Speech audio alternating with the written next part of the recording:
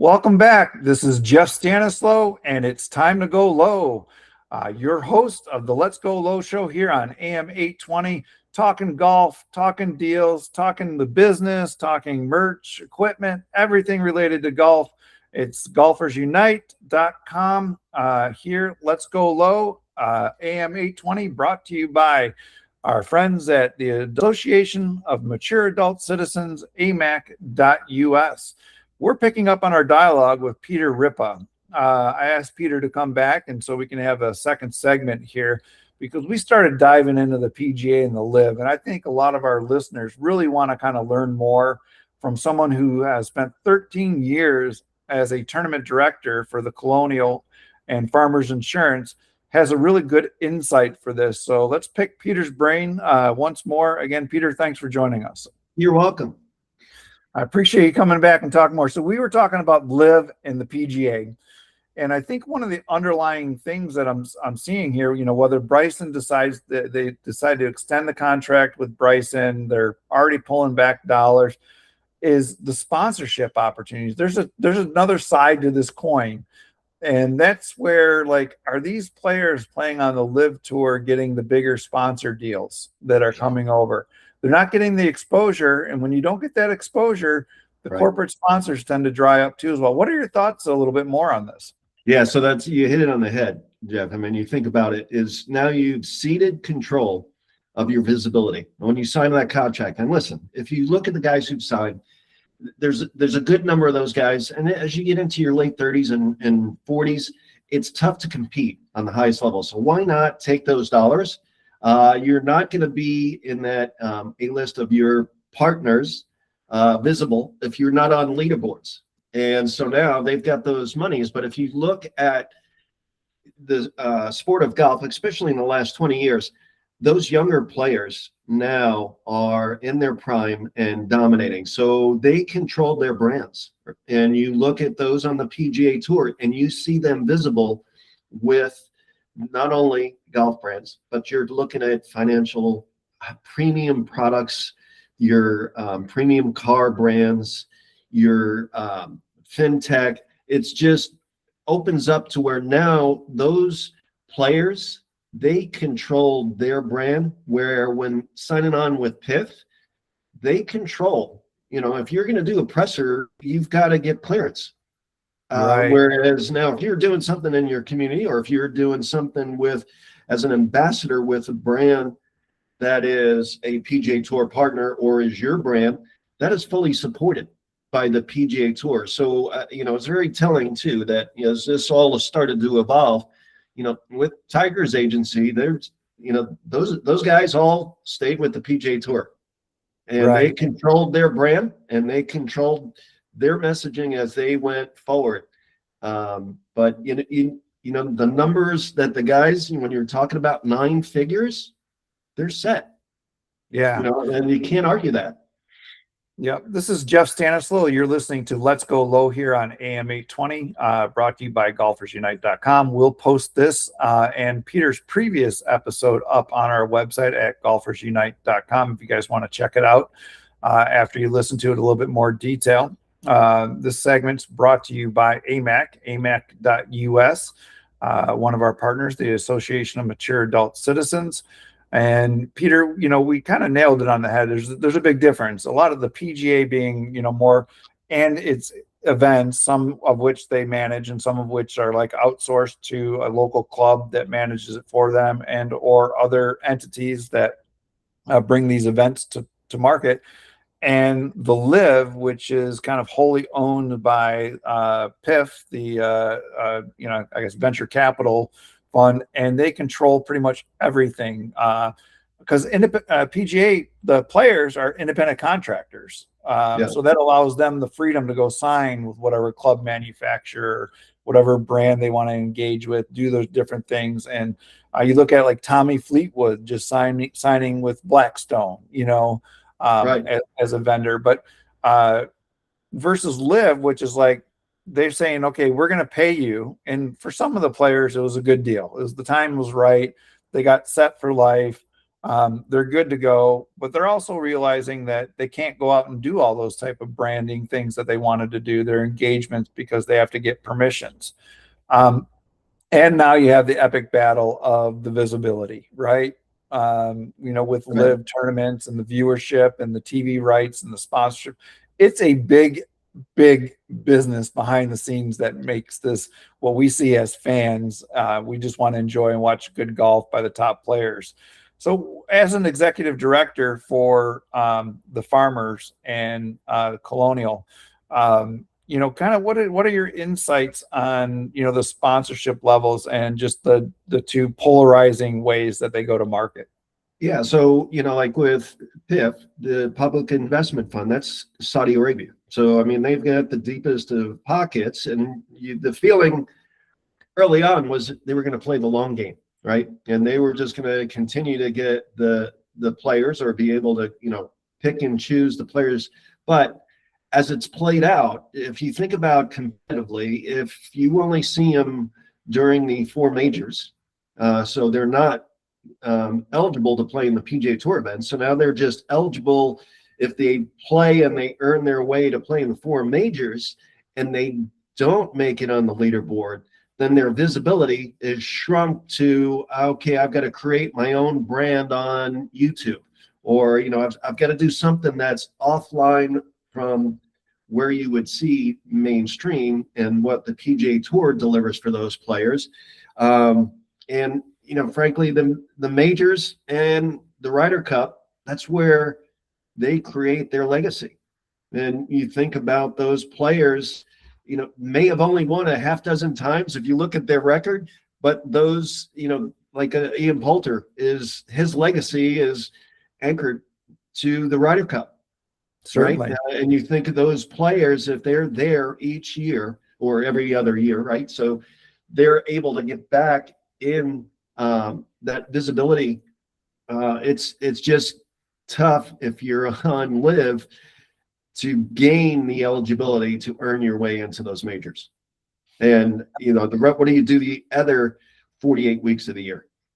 Yeah, one thing that the PGA does very well is they know how to position their brand value and go to market and create the awareness and the excitement around their events. I probably second to maybe the Masters as, kind of an organization that runs their own event.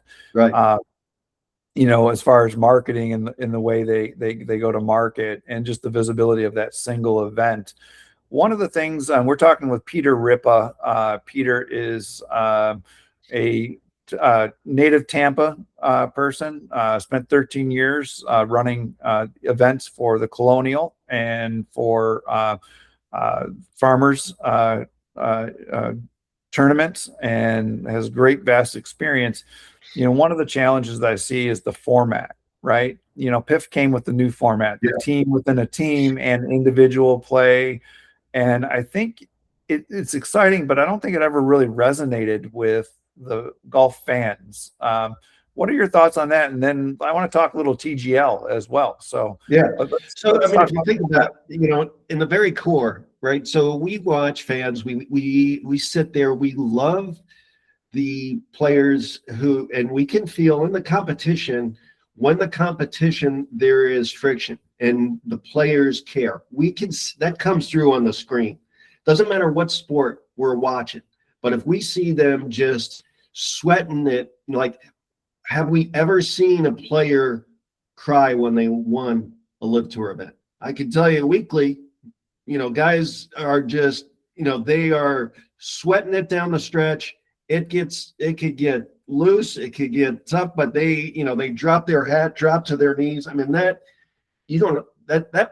how they grew up, is like, if I could ever win a PGA Tour event. And comes through with the players who are grinding and appreciate the opportunity. And that's one that I think as we go forward, you can capture in a bottle. And I think the tour's position as we go forward is looking at it. Can we get these top players together 21 to 26 times a year in those major markets, and now deliver that to the fans to where they're seeing the guys out there more often and not compete against the NFL. Go January to early September, and then, much like you would in other sports, you're relegated and promoted based on your performance. Yes. Outside of those 21 to 26 events. So we see that in 20, probably I'd say the way the plan is, you're going to see some of those changes in 27 and then more dramatically in 28. Yeah, I think, like you said, you got a new leader at the PGA who understands scheduling and programming. And I think that's what you'll see in the future is, NFL finishes up, golf starts, golf finishes up around the NFL time, capture those eyeballs. But you mentioned something, we're talking to Peter Ripa, and Peter ran the Colonial and Farmers golf tournaments for about 13 years. Just the raw, pure emotional connection between the player and the fans. And when the player wins a major or even any event, for the most part, you can see the emotion. And that's really one of the things that I think that the live doesn't connect as well with, and is that emotion. I mean, you look at even, Rory wrapping up the Masters, for his second green jacket here recently. He was still dropped down to his knees and is very emotional. And then, just that's what connects the fan to the player, and that's what the PGA brings to the market. Shifting gears a little bit, Peter, this is Jeff Stanislaw. You're listening to Let's Go Low here on AM 820, brought to you by Golfers Unite, golfersunite.com. Let's talk a little bit about the Tiger Woods, the TGL, and what are your thoughts? What are your thoughts on the indoor sim golf is taking off? I was at the PGA show in January, and probably the biggest expanse of space was related to technology and indoor simulator golf things. Grant Horvath was more popular than Bubba Watson at the show. So This is here to stay. But what are your thoughts on the TGL?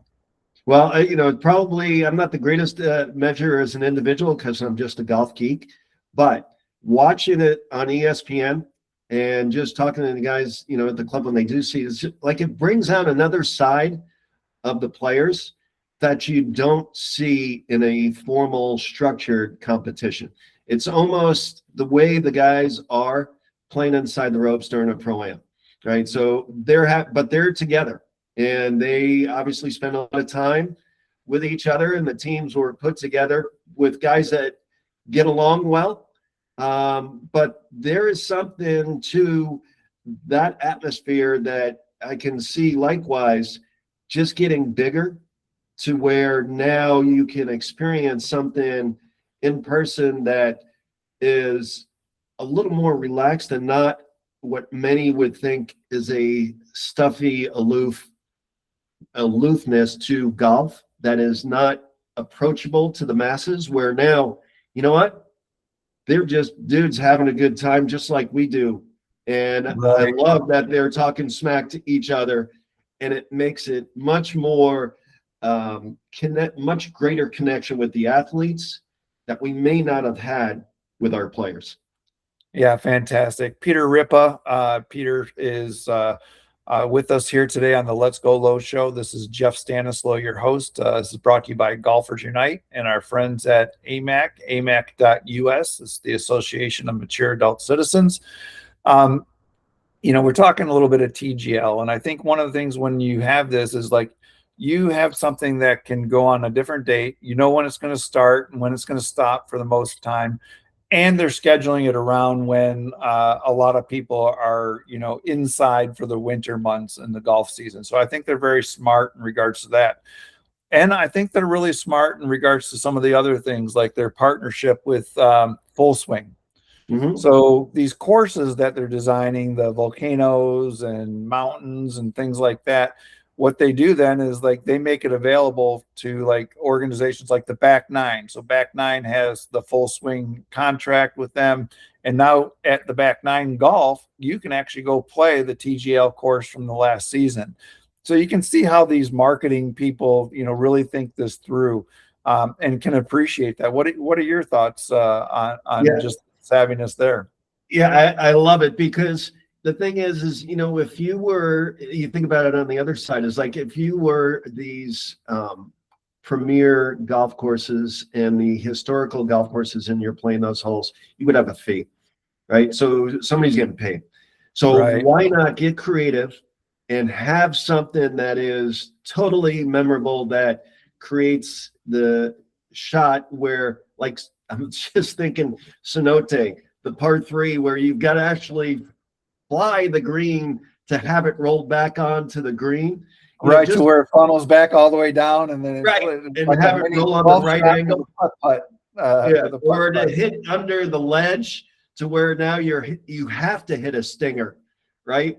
And for them, I'm sure marketing wise, it's like Tiger's synonymous with hitting the stinger as a shot. But now, just as you said, it's like with back nine having that, how many guys and ladies are going to go in there and just have fun and trying to hit those shots that the players have on those holes, and then to be able to talk about it. And it's one that is very easy to gain access to versus these historical classical golf courses that, frankly, like you'd have to spend thousands, and that would be an absolute bucket list. So it makes an easier connection to the public, to the game.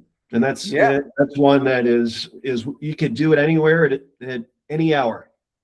Yeah, it's fantastic. I mean, the growth of sim golf is incredible. I actually had a conversation with some of the executives at Back Nine who are bringing this stuff up, and eventually I could see going from like the TGL to like a Back Nine and the partners with Full Swing that have access to that. So then, like maybe the second season or the third season, it gets accessible to like a GS Pro, which then most of the interoperability and the connections run through GS Pro for most of the people that play sim golf.